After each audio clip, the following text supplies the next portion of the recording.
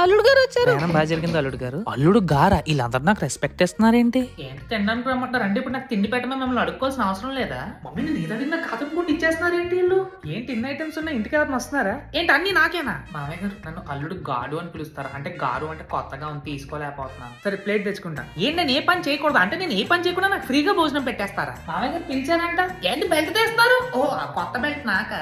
ఓసే మీ వాళ్ళు నా నుంచి ఏమైనా ఆశిస్తున్నారా? అంటే అంత ప్రేమ చూపిస్తున్నారు కదా. ఏంటి అందరూ అల్లుడితో ఇలాగే ఉంటారా? అమ్మా చాలా ఎక్కువ అయిపోయింది. ఇంకొంచెం తినండి. అంతా రివర్స్ ఉందండి. నాకు అన్నం కావాలంటే మీరు వేయకూడదు కదా, నాకు వద్దంటే వేస్తానంటారు ఏంటి? ఏంటి మా ఇద్దరు కోసం టెరెస్ మీద రూమ్ కట్టించారు. ప్రైవసీ ఒరే ఫిక్స్ రా. బ్రహ్మానందం మీమ్స్ వస్తాయి కదా, కాజ్ ఆఫ్ డెత్ హైప్ అని చెప్పి, అలా రేపు అనే రోజు నాది కాజ్ ఆఫ్ డెత్ మర్యాద అని చెప్పి వస్తా చూసుకో. మామయ్య గారు ఒక్కసారి నా సాటిస్ఫాక్షన్ కోసం అంత ఎట్రా ప్లీజ్. అమ్మ చూడకముందే వెళ్ళిపోలే.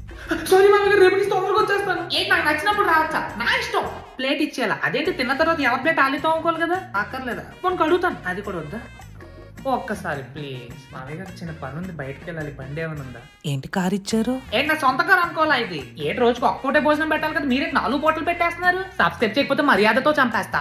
తిట్టండి ప్లీజ్.